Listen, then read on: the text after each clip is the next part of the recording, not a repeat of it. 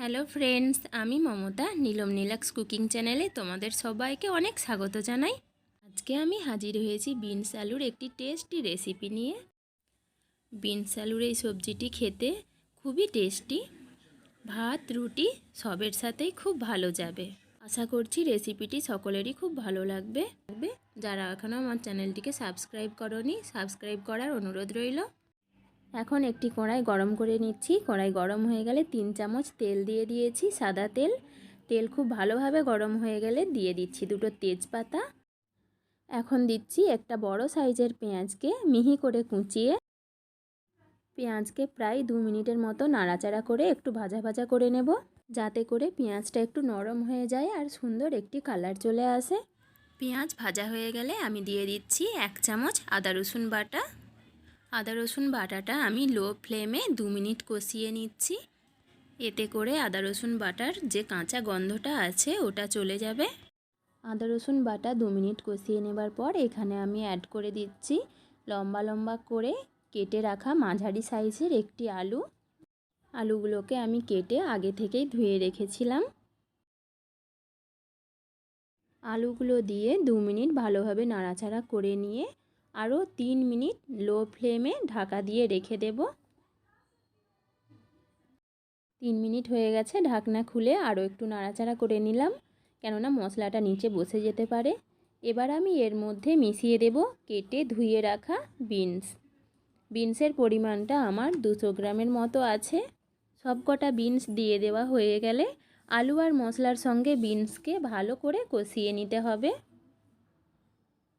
Beans আর আলুটাকে medium ফ্লেমে দিয়ে মশলার সঙ্গে প্রায় 3 থেকে 4 মিনিট আমি কষিয়ে নিয়েছি। আবার আমি একটু নুন দিয়ে দিচ্ছি এর মধ্যে, প্রায় 1 চামচ পরিমাণ নুনটা দিলাম। আগে নুনটা দেওয়া হয়নি। এইবার কিছুক্ষণ ঢাকা দিয়ে রেখে দেব, আরও 3 মিনিটের জন্য ঢাকাটা খুলে দিলাম। এবার আমি এর মধ্যে অ্যাড করে দিচ্ছি ছোট সাইজের একটা টমেটোটা আগেই কুচিয়ে রেখে দিয়েছিলাম, বেশ ছোট ছোট করে কুচিয়ে নিয়েছি। টমেটো দিয়েও 3 থেকে 4 মিনিট নাড়াচাড়া করে নিতে হবে। এখন সবজির মধ্যে অ্যাড করব কিছু মশলা। দিচ্ছি 1/2 চামচ পরিমাণ হলুদ গুঁড়ো, 1 চামচ পরিমাণ লঙ্কার গুঁড়ো, নর্মাল লঙ্কার গুঁড়োর পাউডারটা দিলাম। এখানে আমি কাশ্মীরি লঙ্কার গুঁড়ো ইউজ করিনি। এখন দিচ্ছি জিরে আর ধনে গুঁড়ো মিশিয়ে 1/2 চামচ। সবকটা মশলা দেওয়া হয়ে গেলে ভালোভাবে মশলা আর সবজিকে বেশ কিছুক্ষণ কষিয়ে নিতে হবে। 1 থেকে 1.5 মিনিট মশলা আর সবজিকে কষিয়ে নেবার পর আমি এর মধ্যে অ্যাড করছি সামান্য একটু গরম জল।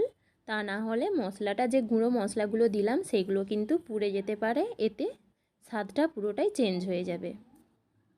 জলটা দিয়ে একটু মিক্স করে নিয়ে ঢাকা দিয়ে দিচ্ছি আরও 2 মিনিটের জন্য। এইভাবে ঢাকনা দিয়ে দিয়ে মশলাকে কষালে মশলার কাঁচা গন্ধও চলে যাবে আর আলু আর বিনসটা খুব ভালোভাবে সেদ্ধ হয়ে আসবে।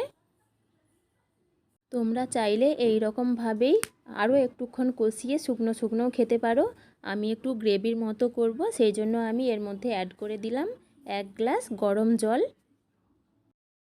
জলটা দিয়ে লো ফ্লেমে আরও 5 মিনিট আমি ঢাকা দিয়ে রেখে দেব, কেননা আলু আর বিনস আরও একটু সেদ্ধ হতে হবে, সেই জন্য।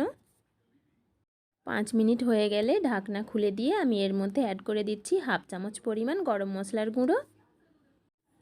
তোমরা যদি চাও এর মধ্যে ধনেপাতা কুচিও দিতে পারো, আমি দিলাম না। গরম মশলা দিয়ে সবজির সঙ্গে ভালোভাবে মিক্স করে নেব। সবজির টেস্ট ব্যালেন্সে আনার জন্য আমি এখানে দিয়ে দিচ্ছি সামান্য পরিমাণ চিনি, আর একটু নুন আমার দিতে হবে, দিয়ে দিলাম সামান্য পরিমাণ নুন। এখন নুন আর চিনিটা ভালোভাবে মিক্স করে দেব। রেডি আজকের রেসিপি বিনস আলুর সবজি। এই রেসিপিটি খুবই সহজ, এক পাকেই বানিয়ে নেওয়া যায়। আমার রেসিপিটি ভালো লাগলে লাইক কমেন্ট শেয়ার অবশ্যই করো, আর আমার চ্যানেলটিকে সাবস্ক্রাইব করে দিও। By friends.